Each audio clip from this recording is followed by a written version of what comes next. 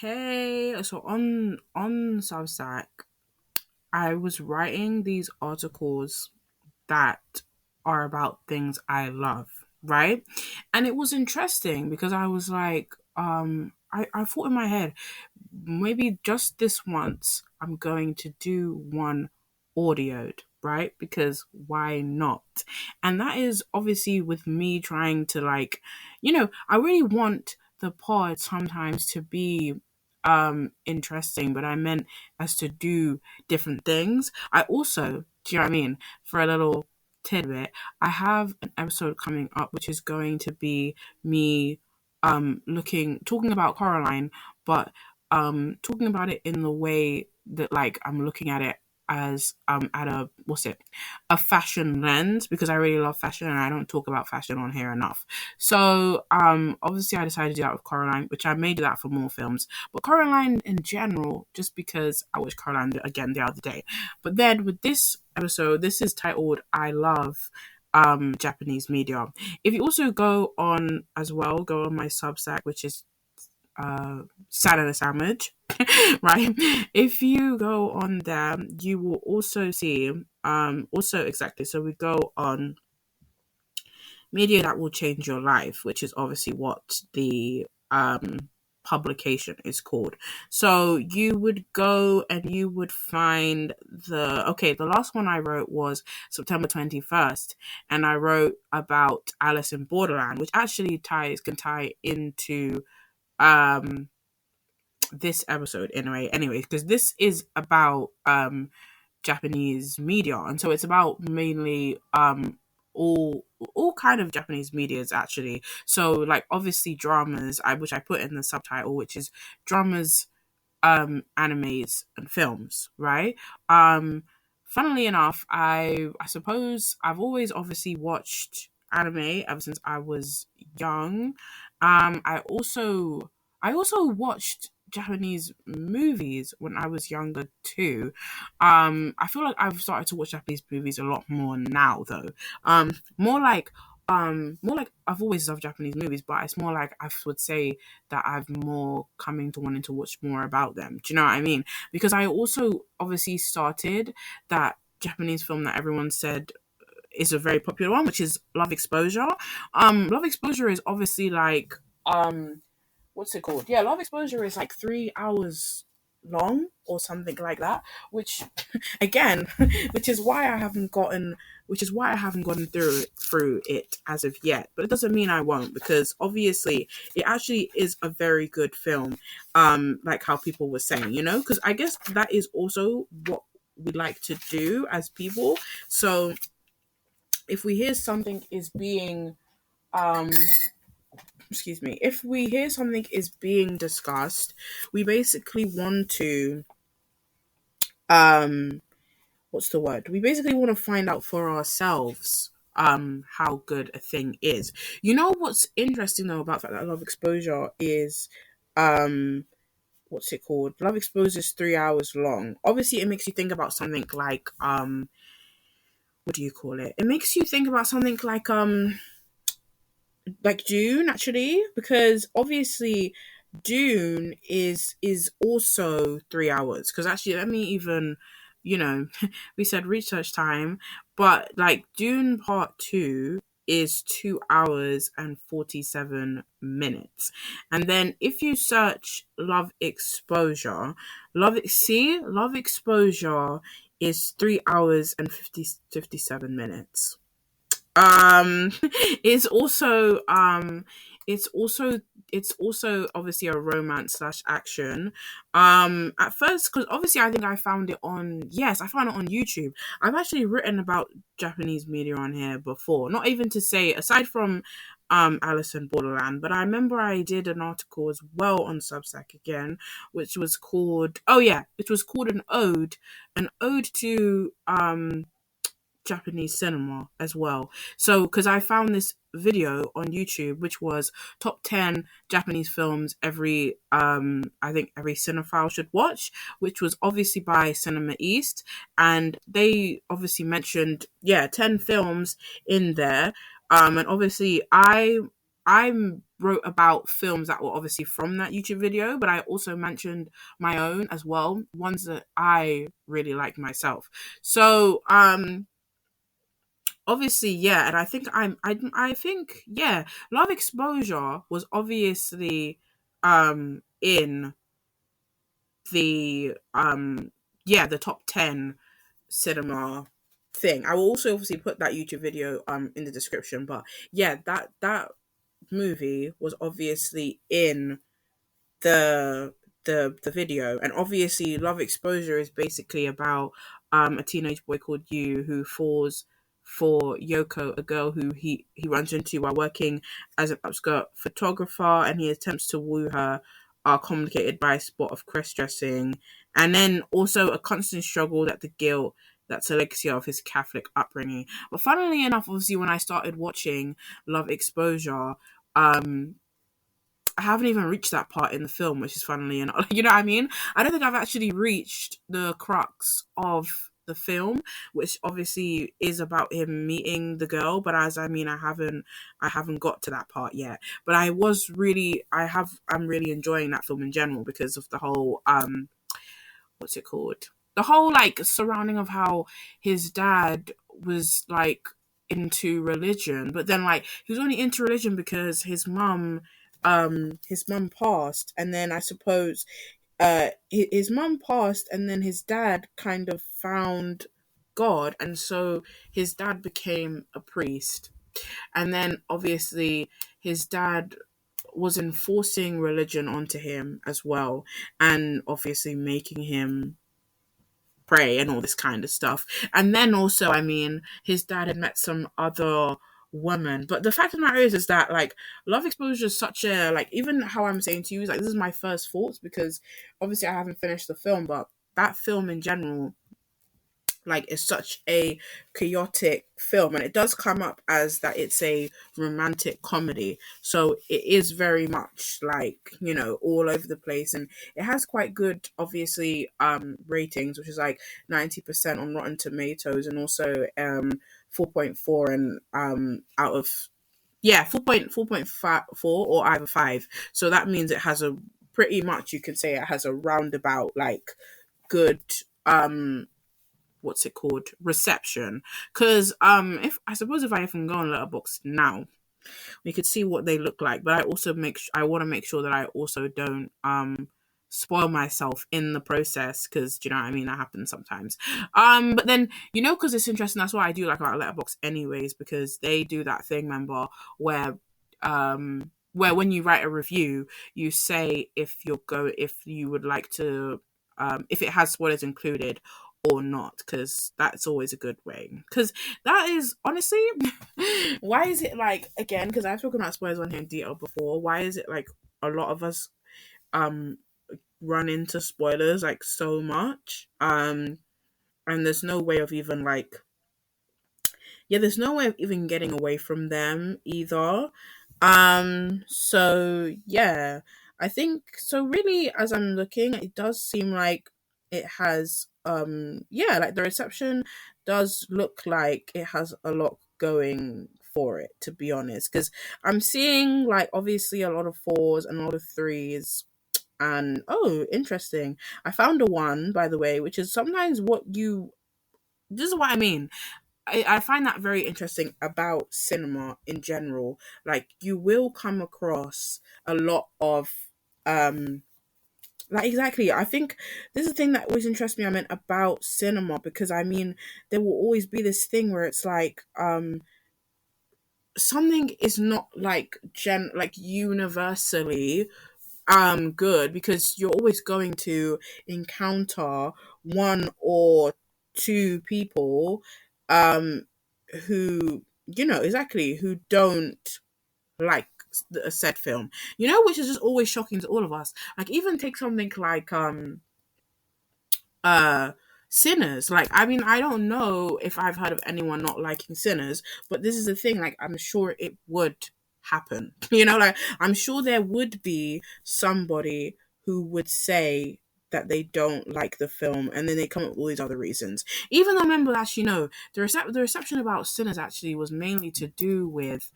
um Yeah, it was actually how people made the whole reception of Sinners surrounded by the fact that it's about sinning. So they tie that into religion, but it was also like, again, like, although Sinners has that in there, like, the whole religion thing, and it has Sammy, um yeah, Sam's dad obviously is a priest. Of course, it has that, but I don't feel like, that, like, that is what Sinners is about. Like, although Sinners feels like it's called Sinners in a way that you'd think religion is plastered all over it. It's not, because obviously uh it's about vampires at the end of the day. Like I meant, in conclusion, the film is about vampires. So really, you're not really looking at it as a way of um as of yeah, as religion. Even though, again, Sinners can then again incorporate good versus evil. So then I suppose they would also say that religion plays a factor in it. But I just mean that very interested me then as well, that people were yes, that was people's reasoning as well, and that was a reception that Sinners had got, that people didn't really want to go and see it or whatever. But with Love Exposure, like, I think obviously, I meant I can't say too much on it for now anyways, because I haven't finished it, but I just mean that I think that's interesting to encounter a 1 star, seeing as I do think it's a film that, like, yeah, like most films, sometimes I do think that they always have something for every person. I just mean that, like, films sometimes make sure to give the audience something. Like, you don't end up necessarily like leaving a film, and even though you might not think it's that great, it's not like it's not giving you anything. You might have ended up walking out of there and learning like one thing at least. So yeah, but then obviously, um yeah, Love Exposure is great. So obviously, I'm going to move on now to oh, well, actually, while we're even on the subject, actually, because I kind of also want to make sure that I flow this in a good way, right? So while we're on the subject actually of films, obviously I'll go back to my article that I mentioned, which is from my publication, a media that will change your life. So, and I feel like, even though that is still that publication name, I do feel like, even like, exactly, Japanese cinema and also Japanese media in general, I do think that it also has a way of changing your life. And how, I think in this article I mentioned what's it? I mentioned Hayao Miyazaki, so we'll touch on them as well, because obviously, I want to make sure, like how the subtitle says, it's films, dramas, animes. So we kind of want to start off with films, then dramas, then animes, and make our way through like that. So obviously, it's like, I think I mentioned in the article that Hayao Miyazaki, you can learn a lot from his films, and obviously, again, that's what I'm saying again about Japanese media. Like, it has a lot of life lessons in it, and I do also feel like, how I said about life lessons, I do feel like anime has that in general too, because anime is something where, like, like, I think anime is a thing where it has great animation, and that's a given, but I think that, like, there's so much more to also get from a story from an anime also as well. So yeah, because even take how what I will say is that I'm watching Fragrant, yeah, Fragrant Flower, uh Fragrant Flower of a something, Fragrant Flower of a that blooms in destiny, I think. Yeah, Fragrant Flower blooms with destiny. So, or no, oh, with dignity. So I do think that, yeah, but then, what's interesting to me also, I do think that people always want you to more so look at, um I think with anime anyways, I mean, people want you to look at the manga versus the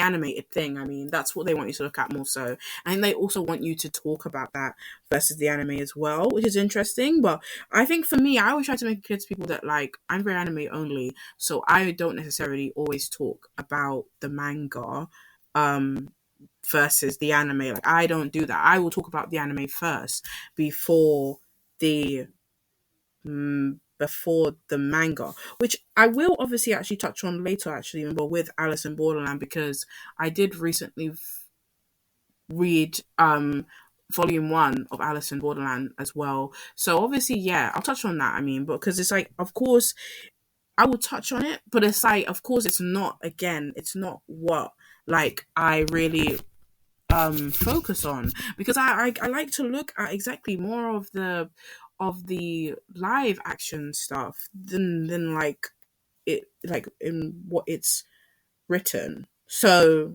yeah, obviously we'll get to the anime section, guys. We'll get there. So but obviously back to the an ode to Japanese cinema. The first film that I speak about also in that Substack was Battle Royale, and I talk about how Battle Royale is actually probably one of, yeah, no, one of, if not the, like the most, like one of my favorite Japanese films, just in general, because of course I mentioned how I haven't watched a lot of them, but obviously Battle Royale is one of my favorites. And I really think Battle Royale is my favorite because I really enjoyed like I enjoyed the fact that it felt so like, first of all, of course, it felt so random that the kids had to, that they were just told one day when they came to school that they were going to be fighting one another. Do you know what I mean? It was just a random thing. And then it was also what's the word? It was also, I think it was, yeah, exactly. It was a government action as well, because they were obviously there in school. And yeah, so it says a group of ninth grade students have to fight a battle on a deserted island with meager amenities, and some students decide to fight it off, while others look for a way to escape from the island. And I think, obviously, also what I say actually in this article is that Battle Royale and Alice in Borderland also, I feel, are like, what's it called? They're like siblings, because I feel like they are very much very similar, because obviously it's again two stories that are about survival, you know, so both of them have to what's the word, yeah, both of them have to, like, both people, or both, even, I guess, actually both even main characters. So even take how the main character of Battle Royale is Shuyua, and then obviously you have a character like Arisu and Alice in Borderland, who are both basically just, you know, I think they will basically be known as the outcast, if anything, and someone who you wouldn't really expect to be that like be able to adapt or even know exactly what to do in a battlefield, I feel. But obviously, like, and the fact of the matter is that Battle Royale is so intense as well, and that's what I like about it as well. And then it also obviously stars that actor, the guy who is from what's it called, Takashi's Castle, but he's the main like guy. He's the teacher. So yeah, so Takeshi Kitano, um he's the teacher in the game, and obviously I feel like he's such a versatile actor, but he also comes across as very menacing. And you know what's hilarious is that although he is like, because I didn't even know, I think I started watching stuff about him afterwards, or after watching Battle Royale, and I didn't know that he was obviously a comedian, and I didn't know that he was also the guy obviously around um Takashi's Castle, because that's what I mean. The show is basically named after him, but I didn't know that until I saw him in that show, and I also didn't know that he was a comedian. Even though he does come across, I feel actually in Battle Royale, he does come across very comedic, which obviously is weird for a film like Battle Royale, because it's so like, it's so serious, because these are actually these children's lives. But it's like there is a bit of like you know, yeah, there is a bit of comedy inserted in the film, because I feel like, especially when, like, I think that was usually when they were announcing the deaths. Usually, it was that kind of comedy thing. So obviously, Yeah, so I said high school students are put to death and forced to fight to the death by the Japanese government, and the film is notable for featuring many unknown actors who become stars later on, along with helping to spawn the battle royale genre. So I think obviously battle royale is the Kickstarter to what's it called? Yeah, it's the Kickstarter to like all those kind of survival films that we know and love. So obviously, I'm like, as the quote states, this film spawned the battle royale genre, which the Hunger Games would have followed behind, and also something similar to this, which is also Japanese, is Alice in Borderland. And both battle royale and Alice in Borderland put their characters in extreme decisions where they have to choose the right choice, which Arisu faces, and in the similarity of both being forced to. Because exactly, I meant like Arisu, um, yeah, Arisu's one is way obviously way different because he's still forced to nonetheless, but I suppose it's like he's found in a place that he knows nothing about, and he also doesn't know as well. That's also what intrigues me actually remember about Alice in Borderland as a show is that they don't really know if it's reality or it's fiction, and they don't know if it's a dream either. But it's the craziest thing that because it's like when you die in Alice in Borderland, you stay dead, you know, and that was always the thing that was always the thing that was important to me in the show. And I actually always thought while Alice in Borderland was on was that, yeah, is that even though people were dying in the game, I generally thought that once Arisu was able to go back home, I generally thought that everyone else was going to be able to just come back. But then it's like, obviously, even I suppose the last season kind of touched on this, which was like the fact that the borderland is just a what's it called? It's the thinning line between uh life and death. So basically, obviously, you have Arisu's world, which is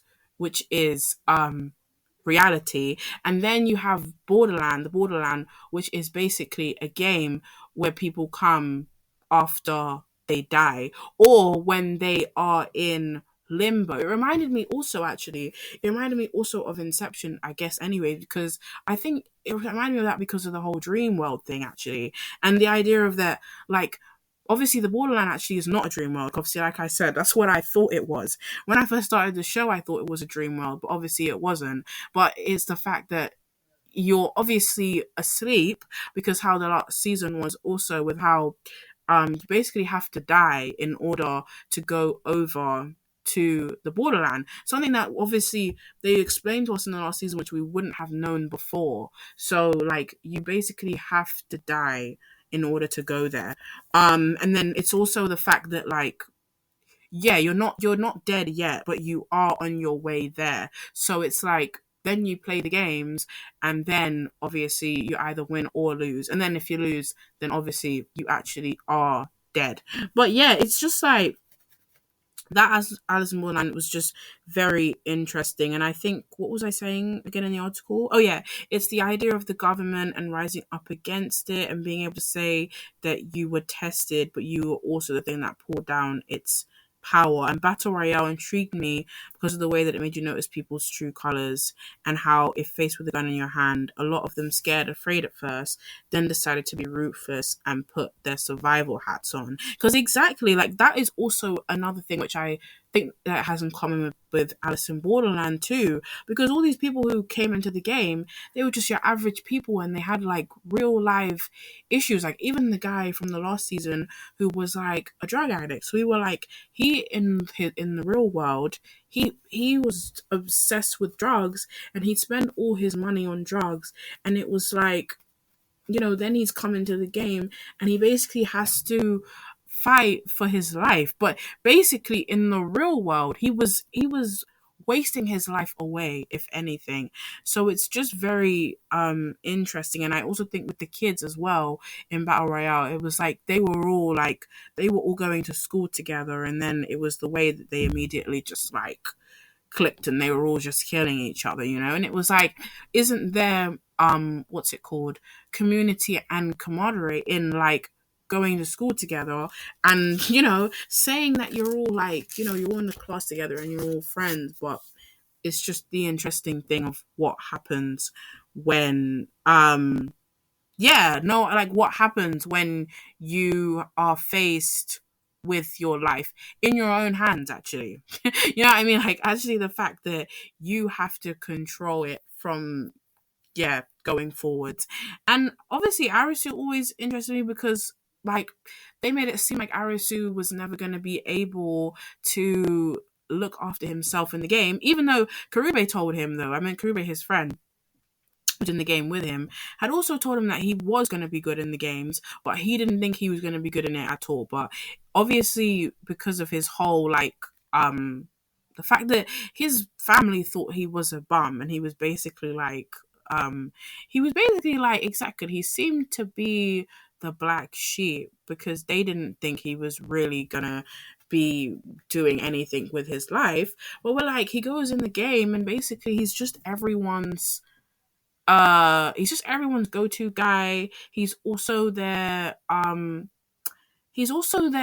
yeah, he's their savior as well because he also knows how to play the games, having having played enough games in real life. And I think that's also what is interesting about Alice Borderland anyway, because it looks like with that lens that although Arisu was just playing games and spending his life playing games, it's the fact that games teaches you things in real life anyways. So and it's like we think that it doesn't teach you anything, but it does. Like, this is the thing, like people will be like, oh yeah, you played so many games, but it's like with Arisu it taught him really like survival skills and survival tactics as well. He was able to say that he was playing the games. I mean, that he played those games and that he was now able to save the people around him and also himself anyways as well.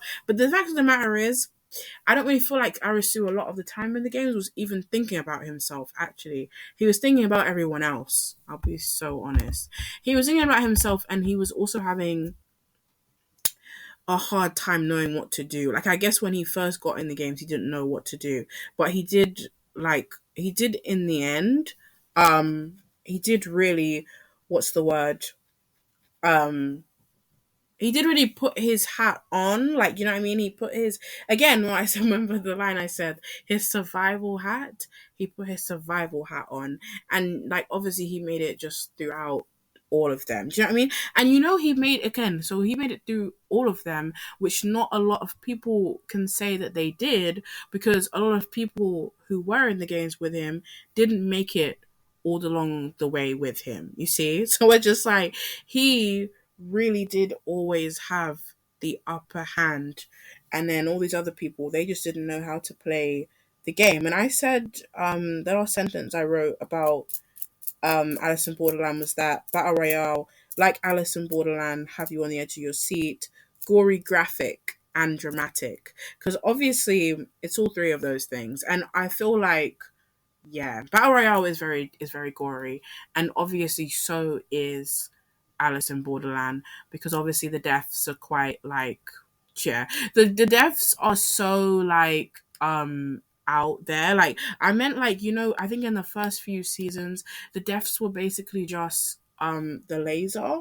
That's what it was. But then as the show went on, it was like obviously you could actually like die in the games, you know, like I think they always thought that in the beginning of the show that it would just be a thing where you die if your visa ran out. And that is what, like, that's even, I guess, what even the manga touched on too, I suppose, that if your visa runs out, then obviously you would die, right? But they didn't realize that there was also the fact that you can die if you end up not making it through the game.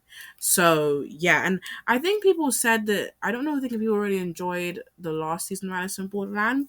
I feel like, you know, I yeah, I didn't much also, but I think it was more so I didn't enjoy what was her name again? Yeah, I didn't enjoy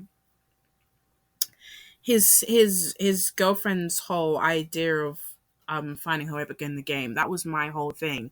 But like aside from that, I thought the season was great because again it had that whole thing of the of how intense they made the games, and how, yeah, how easy it was generally, actually, like I said, how easy it was to die in them. It reminds me of, again, like Squid Game again, which is obviously the fact that in Squid Game it's also so easy to die as well, because obviously it's just like it's just a matter of it's just a matter of exactly a matter of when. And even if you make it to the end, then you know what I mean, there's still no, like, what's it called, guarantee that you will end up winning. That's why I've always thought about this, like Squid Game versus Alice in Borderland, is that it's more like, I think that Alice in Borderland, right? I think I looked at it like Alice in Borderland is harder, but I do think that you probably have more of a chance to win in Alice in Borderland than you do in Squid Game. And also, as I said, if you look at a character like Arisu, if you what's the word, if exactly, if you are someone like Arisu, I mean, who spends their lives spends their lives, we said, if you are a bum, basically joking, but if you play games like Arisu, then you would be able to beat the game as well. So I feel like that's always what I thought. I've also thought that, like, Alice in Borderland's easier to win, and I'm just like, if Arisu can do it, then like, I'm like, if Arisu can do it, then I'm sure we can all do it. But I just mean with Squid Game, it's more harder, and I feel like, again, like, I feel like, okay, this season of Alice in Borderland actually had more physical games in it, but I do feel like Squid Game games have more what's the word, they have more physical games in them, and they also have, like, no, I would say exactly, no, Squid Games will have more physical. And then I do think that obviously Alice in Borderland has a lot of what's the word, psychological, it has more psychological, like, you need more, like, brain power with those games, Alice in Borderland, because it's like, it even reminds me, I guess, of the game in the last season, which was the one that was like determined on whether or not the bird would blow up or not. Do you know what I mean? So, or if it would let out the gas. Sorry, it was a bit like, it's that's more of a game that requires you to take a chance, more of a thing based on luck and risk. So I think that, like, obviously it's that's why I think that, like, that's why those games are more of ones that you just need to have more kind of thinking, like more brain capacity stuff than like anything else. I'm also gonna go back to Ode to Japanese Cinema a bit later, but now I will move on to this new show that I've actually started, which is The Greatest Teacher on Netflix. I'm really enjoying The Greatest Teacher because obviously The Greatest Teacher is very interesting. I didn't think it was going to be. It was interesting. You know what I did think, because it's titled The Greatest Teacher. So I actually kind of thought it was going to be about what's it called? You know that anime, actually, the anime that's about that guy who obviously is a good teacher or whatever. I think it's supposed to, it's that guy with blonde hair and he has glasses. And I think that one is called well, I'll search it now. It's like The Greatest Teacher anime.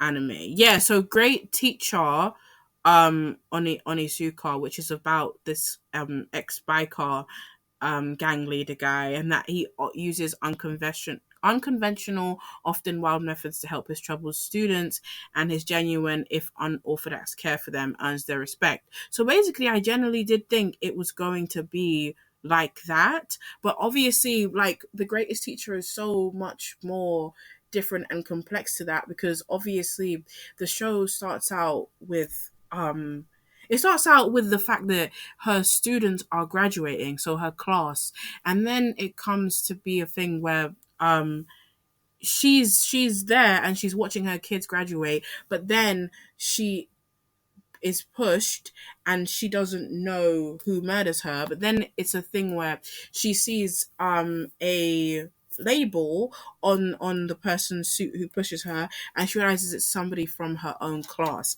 And then obviously the first episode takes you to, oh yeah, it takes you back in time. So it's practically a what do you call it? It's not fast forward, but it's just a back in time thing. So obviously she's going back to the past, and obviously she's able to find out which one of her students killed her. So I find that very interesting, and I didn't think that, exactly like I said, I didn't think the show would be like formatted in that way. And I think that is obviously what makes this show very interesting, like is what makes it different. What makes it different, what makes it stand out. Like they could have told this story in such a different way, but it's the fact that, like, and this is the thing actually, I always feel like Japanese media has a way of telling stories in such an um out of the box way. They don't tell stuff in just the average way. Like, you know what I mean? Like they could have, this show is called Greatest Teacher. They could have just made it seem like, just a teacher being great to her students and stuff like that, which of course that's what the show is about. But I meant it has an element because of course she's gone back in time, and we're like, how is she able to go back in time? Like, like just a whole, yeah, an idea of time skip, and even just like going back in time. We said, oh, going back in time exists, but like we get it, because I'm just like, that's what makes it interesting, because obviously she she obviously, exactly, she got pushed off, and she died immediately, so she wouldn't have even been able to find it out in the present time. She actually needed to go back in the past, and she needed to realize what it is that she'd also um done wrong, and why would one of her students kill her. But my whole thing is, like, in watching it, because obviously I haven't finished it as of yet. I think I will be doing an episode on it as well. But the fact matters is that, like, I think what's really interesting is because, like, she's a teacher and her class is so, what's the word? Her class is so cursed, because that's what I was thinking.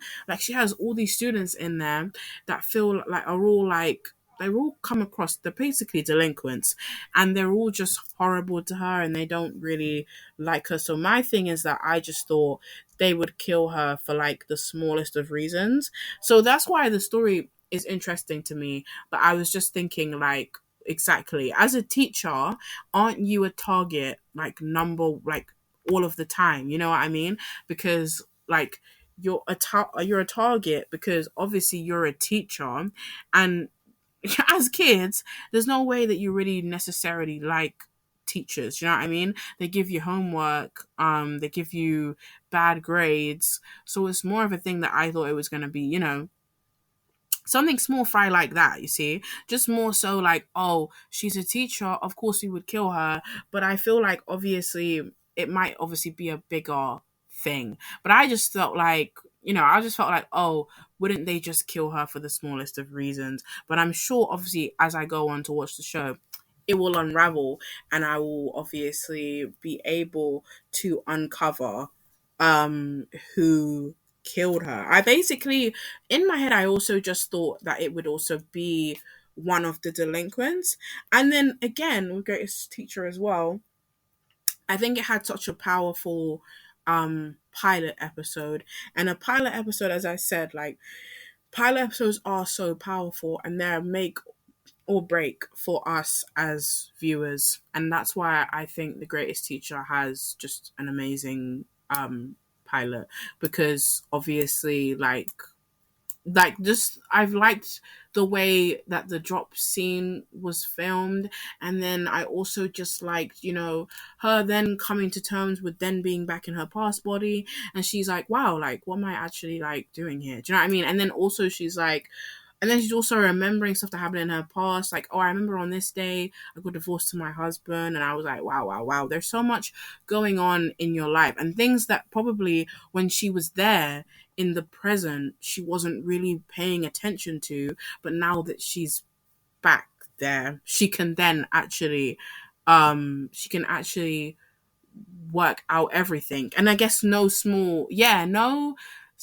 thing is like minor in it. She has to look at everything, and view everything in the way that every single thing can be, every single thing can be a vital one. Do you know what I mean? So that's obviously how she's looking at it. But yeah, I'm loving The Greatest Teacher. I think also, oh yeah, no, before I obviously move on to an ode to the Japanese cinema, and then I'm obviously going to touch on anime at the very end. But I was going to talk about what's it called? Oh, Miss King, yeah. I was gonna talk about Miss King, which is also on Netflix as well. So it's actually two Netflix shows, yeah. So and obviously I think, yeah, so I also need to write an article as well, which is going to be my Japanese, what's it called? Japanese recap? Yeah, so Japanese drama recap basically. So it will be a list of the ones that I've watched this year, which is obviously basically, yes, The Greatest Teacher and Miss King, and obviously also Alice in Borderland, which I already touched on in this episode. But obviously, Miss King is about shogi, which is shogi's Japanese chess, basically.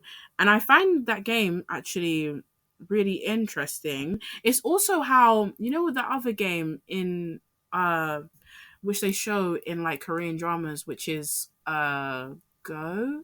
Yeah, I think Go also, because exactly, look, I just saw it. So Go and right, so it says on here that shogi is a tactical game where pieces capture and promote, and captured pieces can be reused, leading to dynamic endgames. And Go is a more strategic game focused on surrounding territory with simple rules but immense complexity from the sheer number of possible moves. And the primary difference is how pieces are handled, and that shogi is more like a dynamic battle with drop rules, while Go is about enclosing spaces with stones that don't move. It's very interesting. So exactly. So I think it says first that the goal for shogi is to checkmate the opponent's king. So that's what Azuka, who is the main character of Miss King, which is doing a lot. And she also presses down the pieces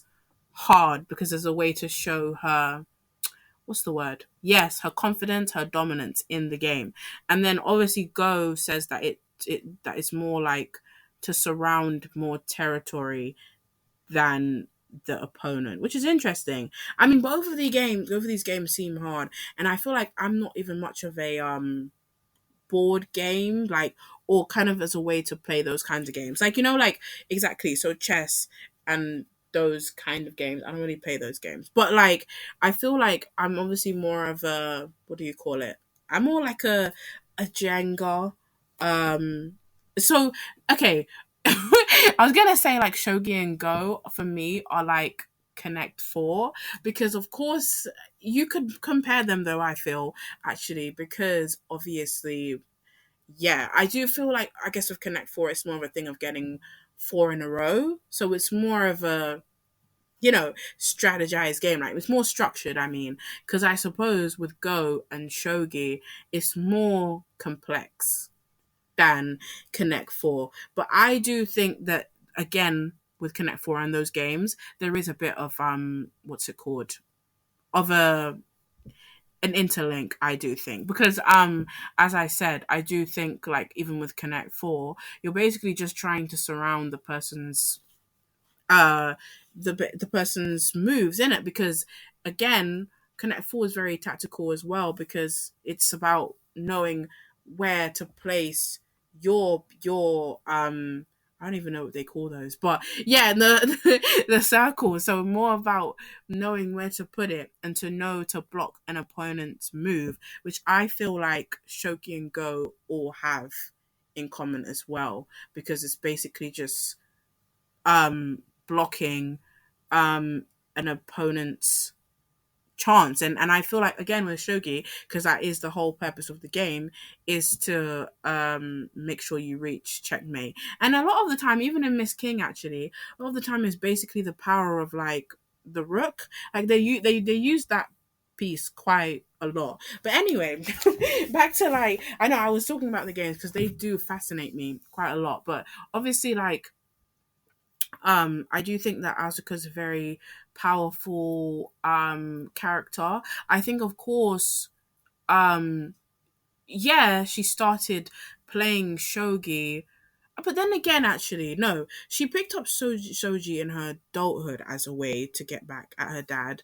But I don't feel like, exactly, I don't feel like she started the game when she was younger as a way to do that. Because generally, I think when she was younger, she generally just wanted to connect to her father, and I don't think there's anything wrong with that either. um she wanted to connect to her father, and then the fact of the matter is that, like, she obviously had what's it called, she had a gift, and I think her dad noticed that. So I think that, like, obviously he didn't want her to play anymore, which is completely valid. But then again, also the thing that shogi also that Miss King shows as well is that um and again, okay, no, because it's a play on words, isn't it? Because it's Miss King, so it's like she's obviously a woman, and then many women weren't allowed to play shogi in that era. So obviously that's also again the great thing about this show, because obviously it's the fact that, yeah, women can be what's it called? Yeah, women can be kishis, I think is the name in what's it called? In shogi. Like, and can be very good at the game.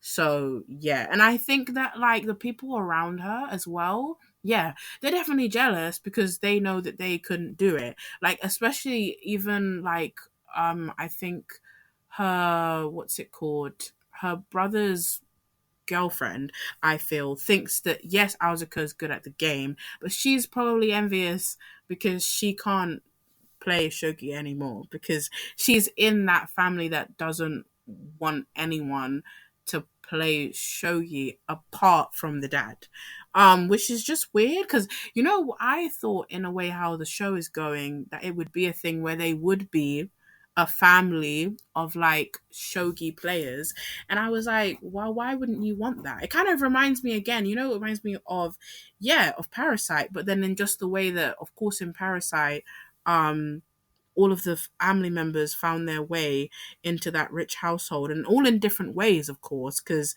they all didn't have the same job. Like, we know one was a driver, one was a tutor, one was a, what was it again? Yeah, wait, weren't they both tutors as well? Yeah, like there was like two tutors, then there was like, and then there was the mom was the chef, or no, she was like, okay, so no, she replaced the housekeeper actually, and then, as I said, the dad was the driver. But my whole thing about that is that, I mean, he could have had his family be a bunch of like shogi players together, and then they all could have been powerful in that way. But then I guess that's not what he wanted, because he just wanted to be the best. But do you see what I mean? Being the best, because that's also what Miss King shows me as well, is like being the best will have you obsessing over things, and like you'll lose the sense of the game, but because you're just obsessed with winning, and not really anything else. You're not really looking at the, either, what's it called, the enjoyment of the game, but more so just like more so just how you'll get better, and you'll win, and you'll win, and you'll win, and you'll just keep doing that. Do you know what I mean? But I think, like, because this is the thing, I think it's good to be good at something, but it's also okay if, like, yeah, if you fail at times, because exactly, there's no need to obviously be perfect at something, which is something we all have a problem with anyways. Like, I think, exactly, her dad is very much a perfectionist, which is something sometimes, as I said, we can all struggle with. People who are in whatever field, you get it? So, you know what I mean? Either shogi or whatever it is that you are in, it can just be a thing where you want to be absolutely best at it. But I just think, like, exactly, I don't think it should lose from that, um like lose from,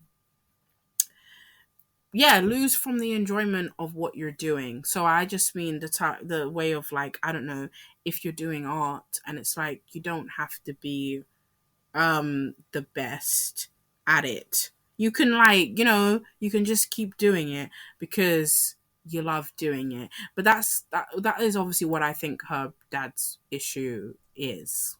If that makes sense. That's what I think her dad's issue is. And I do think that, obviously, oh yeah, Miss King is, what's the word, obviously, actually, let me even check about that before, because I guess with The Greatest Teacher, this came out in 2023. Yeah, it came out in 2023, and it has, like, is it 8 episodes or something? Oh no, 10. It has 10. And then obviously, oh, I said 8 because Miss King has 10, right? I mean, has 8, sorry. And obviously, it's finishing on the 17th of November, basically.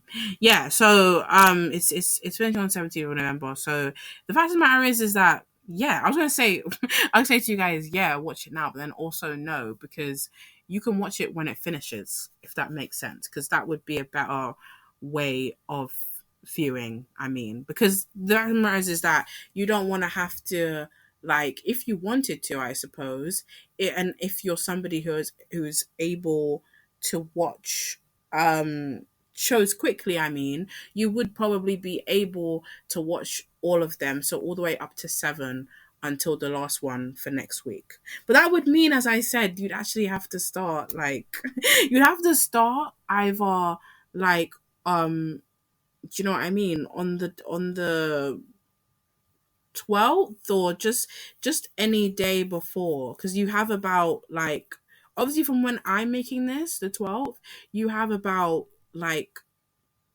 5 days. So obviously you would either have to start um on the Wednesday, or probably, like, the weekend. Or not, unless you're one of those people who, like, are night owls and likes to watch things all the way up until early morning. You see? So you never know. You could be. That's my whole thing. Like, I wish I was more like that, because I spoke about Love Exposure earlier, and I was like, I could have finished Love Exposure if I was somebody who watches things, yeah, or in one sitting. But the fact of the matter is, I can only watch things in one sitting if I'm in the cinema, for instance. That's why I brought up Dune. Like, it's like when I was watching Dune, I was in the cinema, and it's like you don't go to the toilet because of course you'll miss things.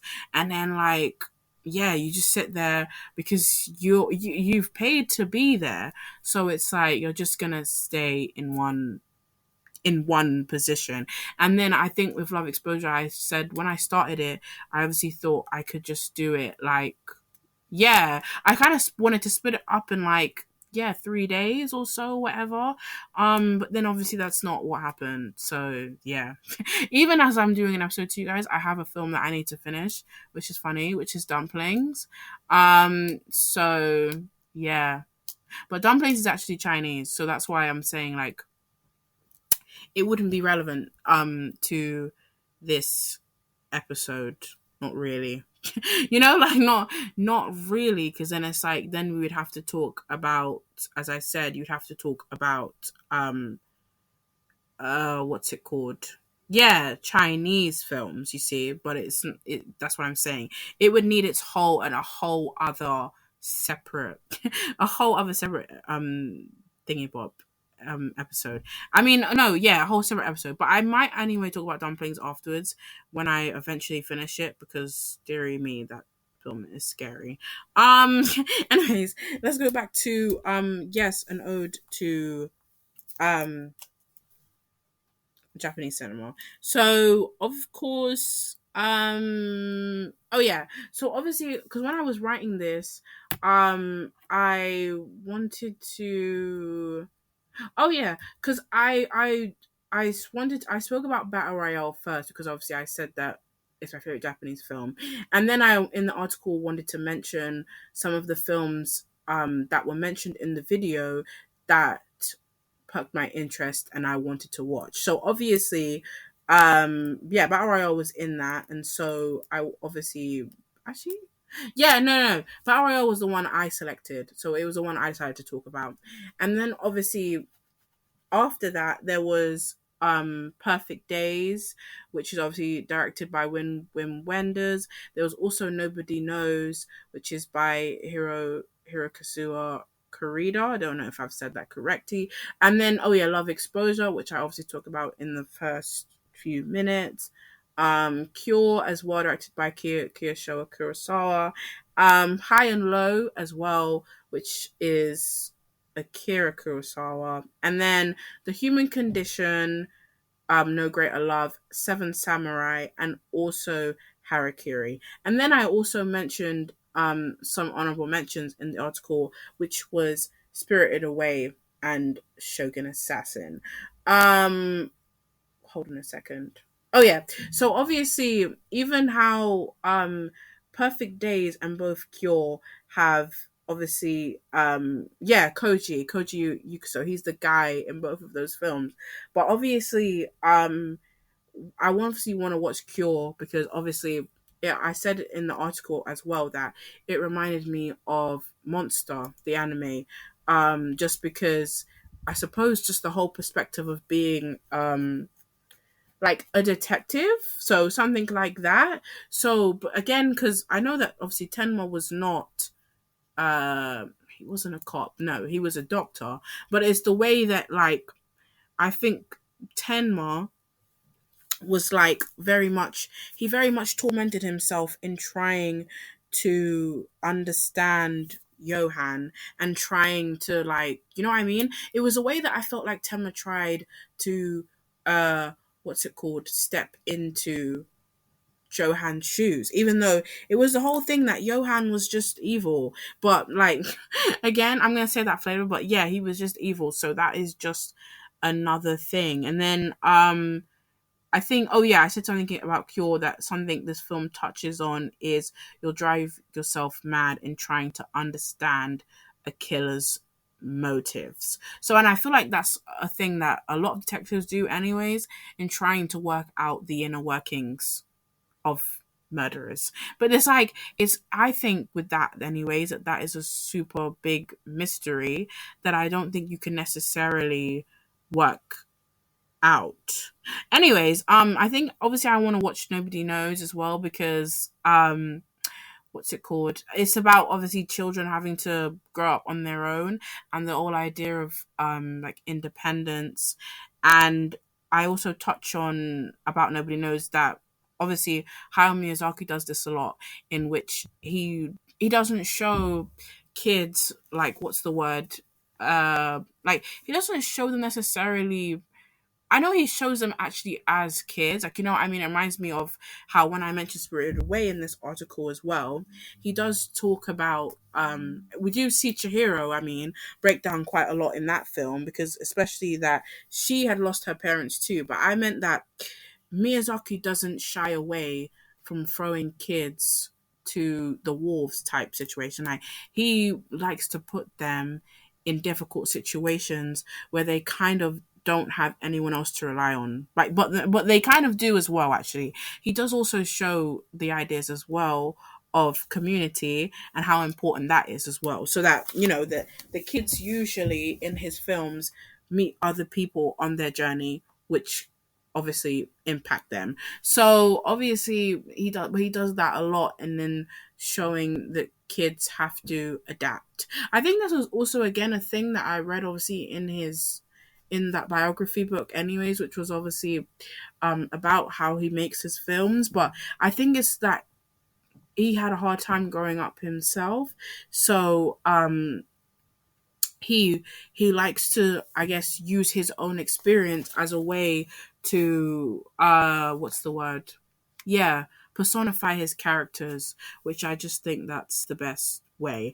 And you know, because that's also what's always interested me about, yeah, even writing stories and creating characters, because I suppose even for myself, when I was writing about people, I always think to myself, like, they are always a bit like me. And then I think this is the whole thing that also Miyazaki does as well, because obviously, what's the word? He did that with his last film, anyways, which was The Boy and the Heron, which he kind of said that the main kid, like the guy, I forget his name, but the boy, obviously in Boy and the Heron, is supposed to kind of resemble him and just supposed to kind of see as a way of like, yeah, just he said that he reminds him of himself, and that a lot of the other people in that film also remind him of other people.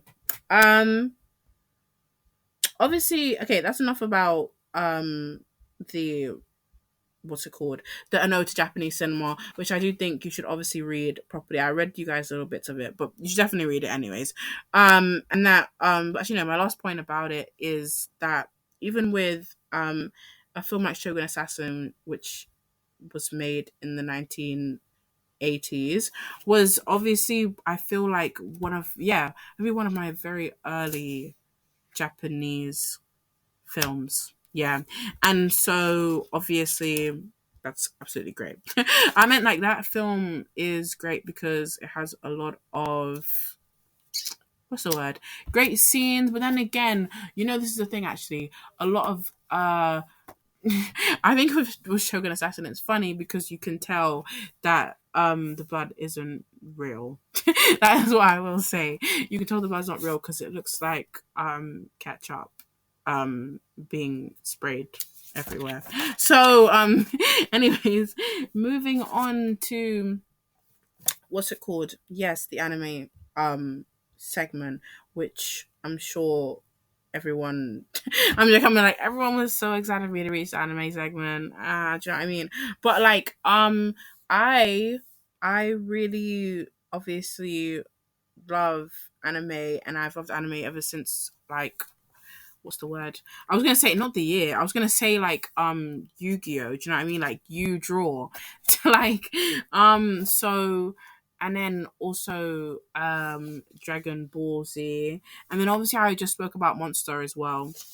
And that, what's it called? I've like Monster was one of like, I think Monster is one of the best ones I've seen anyways, but and I think Devil May Cry Baby, obviously again, but that one's very weird though. Anyways, like Devil May Cry Baby weirded me out, and I think from time to time I think about that anime a lot. Like it just, as in, that's what I'm saying to you about like powerful animes that actually like stay with you. Devil May Cry Baby did that too because it's such a like weird show, like, and also I feel like it doesn't ease you in either, and actually neither does Monster, like I said. um and that can also tie in as well to something like what's the word, Attack on Titan, for instance, actually, because Attack on Titan doesn't do that either, you see.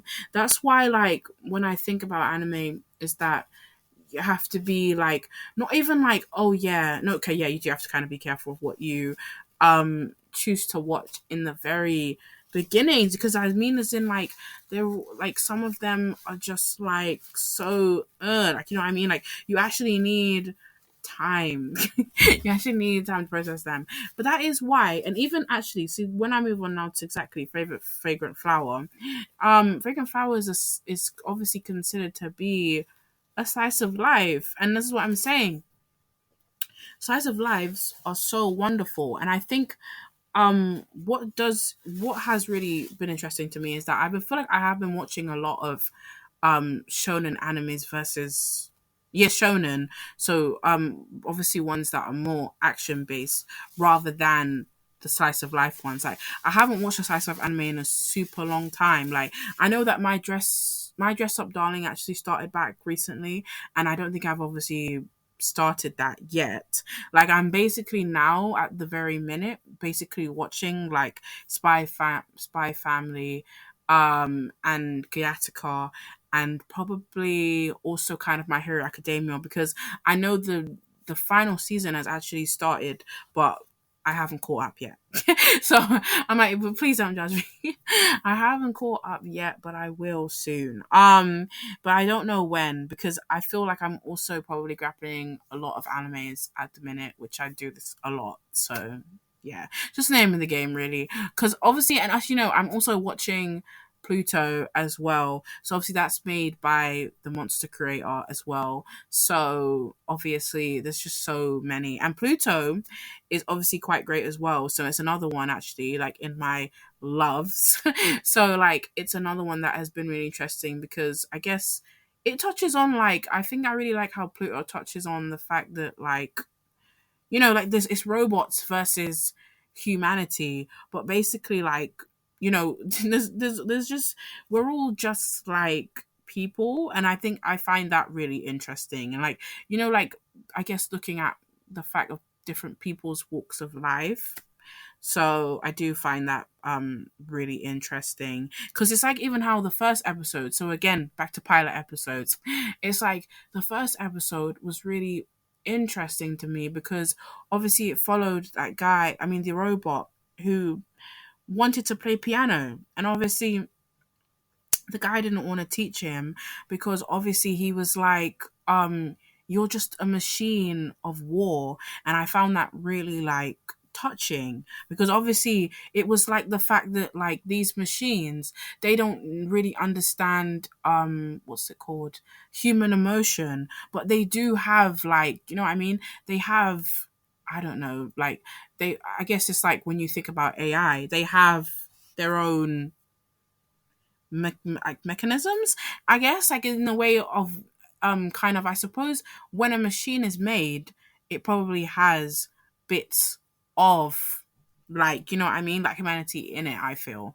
So I do find that whole thing very interesting. But anyways, I love Japanese media.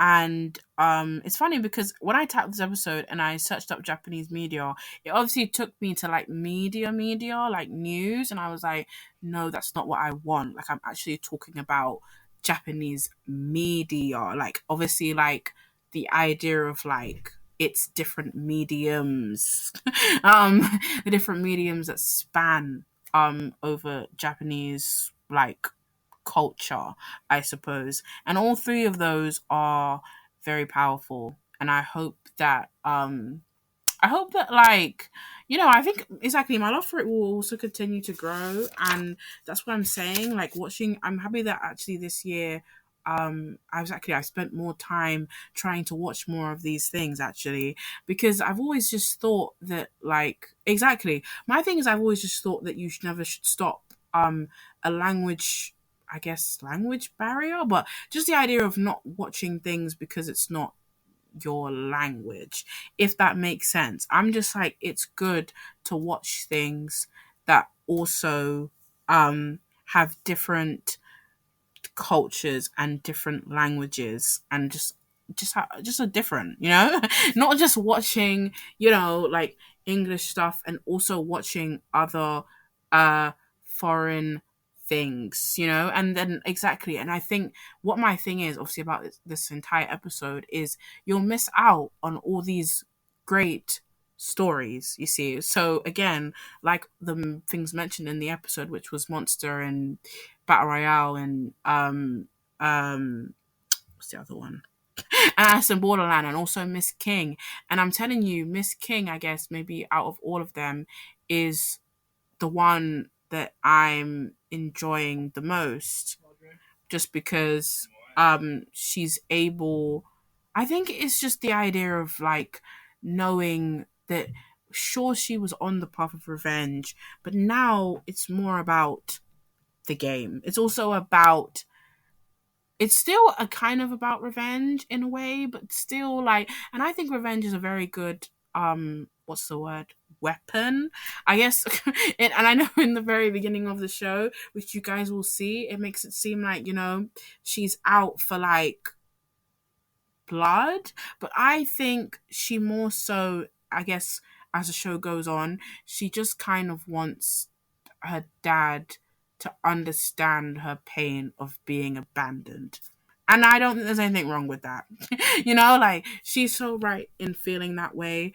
And that's why I think she's probably an easy protagonist to like support. Do you know what I mean? Like she's thinking about herself. She's thinking about her mother. And I think, that's just very important, you see. So thank you so much for listening to this episode, and I will see you in the next one.